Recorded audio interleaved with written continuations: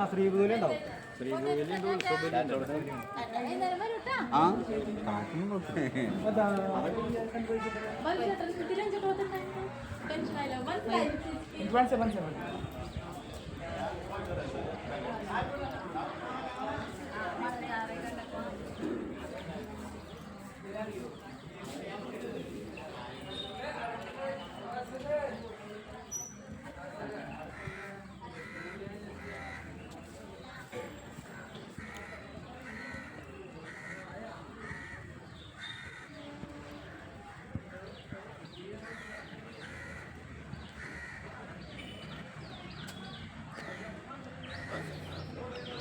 വാതിൽ കാപ്പവർ എന്ന പേരിലാണ് ഹനുമാൻ സ്വാമിയെ ഇവിടെ പ്രതിഷ്ഠിച്ചിരിക്കുന്നത്. ഹനുമാന് വടമാലയും വെറ്റിലമാലയുമാണ് അഭിഷേകത്തിനായിട്ട് നമ്മൾ വഴിപാടായിട്ടൊക്കെ കൊടുക്കുന്നത്.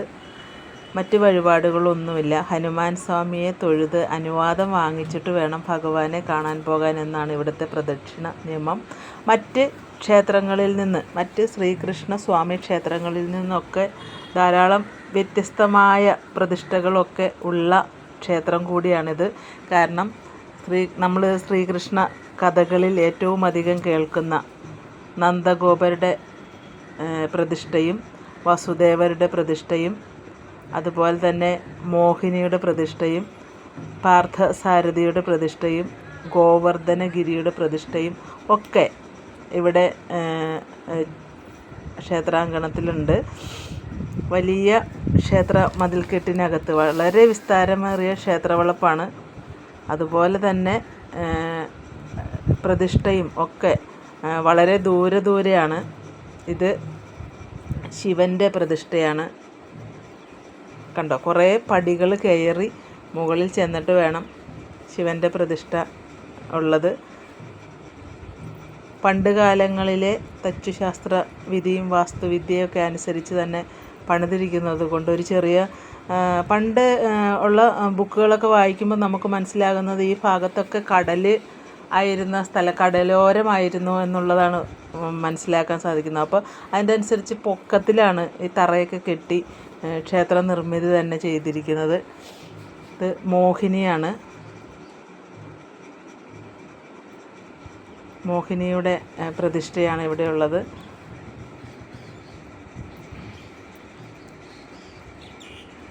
തൃക്കുലശേഖരപുരം ശ്രീകൃഷ്ണ സ്വാമി ക്ഷേത്രത്തിൽ വന്ന് ഈ പ്രദക്ഷിണം വെച്ച് പോവുക എന്ന് പറഞ്ഞാൽ കുറച്ച് നേരം സമയമെടുക്കും കേട്ടോ. കാരണം ഈ പ്രതിഷ്ഠകളെല്ലാം വളരെ ദൂരെയാണ്.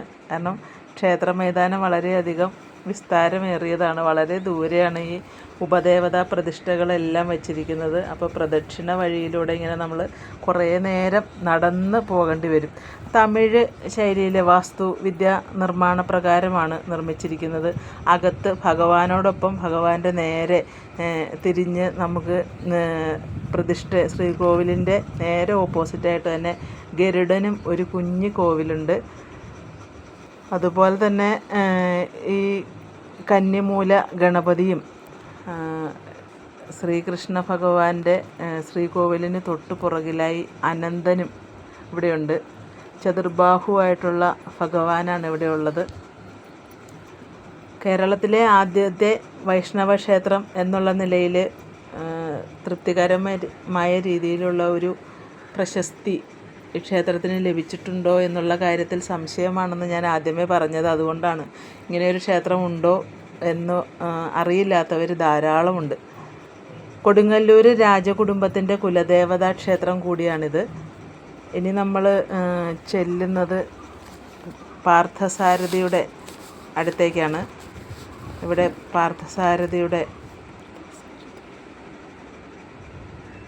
പാർത്ഥസാരഥിയും ഗോവർദ്ധനഗിരിയുമാണ് ഈ രണ്ട് ചെറിയ പ്രതിഷ്ഠകൾ കാണുന്നത്. അവിടെ പ്രദക്ഷിണം വെച്ചാണ് നമ്മൾ അമ്പലത്തിൻ്റെ ഫ്രണ്ടിലേക്ക് ചെല്ലുന്നത്.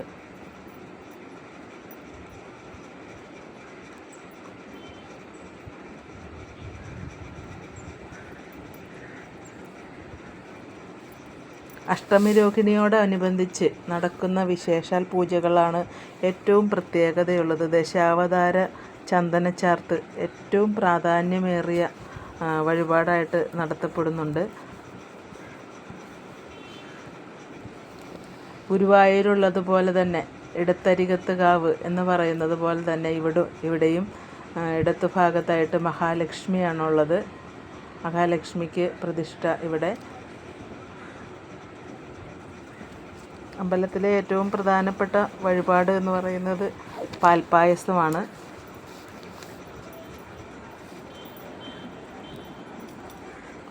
ക്ഷേത്രത്തിലെ ആറാട്ട് നടക്കുന്നത് പടാകുളം ചിറക്കൽ കോവിലകം വക കുളത്തിലാണ്.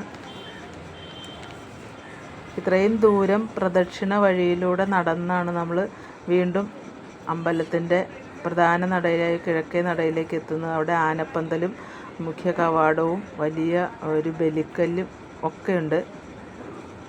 ഇവിടുത്തെ ബലിക്കല്ലിൻ്റെ ഒരു പ്രത്യേകത എന്ന് പറഞ്ഞാൽ വളരെ വലിപ്പമേറിയ ധാരാളം ചിത്രപ്പണികളോടൊക്കെ കൂടിയ മനോഹരമായ ബലിക്കല്ലാണ് ഇവിടെ ഉള്ളത്.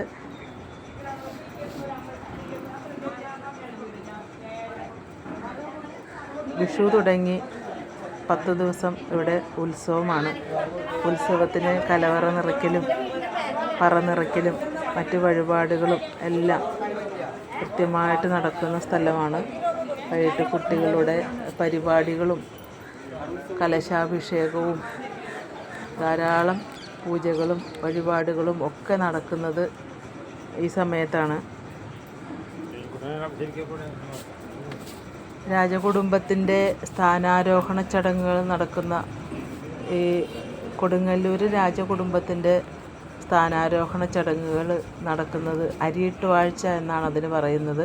അത് നടക്കുന്നത് ഈ ക്ഷേത്രത്തിൽ വെച്ചിട്ടാണ്. ഒട്ടനവധി മഹാരഹസ്യങ്ങൾ നിറഞ്ഞ ക്ഷേത്ര ചൈതന്യമാണ് ഇവിടെ ഉള്ളത്. ഈ മുകുന്ദമാല രചിച്ചത് ഇവിടെ വച്ചാണെന്ന് പറയപ്പെടുന്നു. ശ്രീകോവിലിലെ തന്നെ ഗരുഡനുള്ള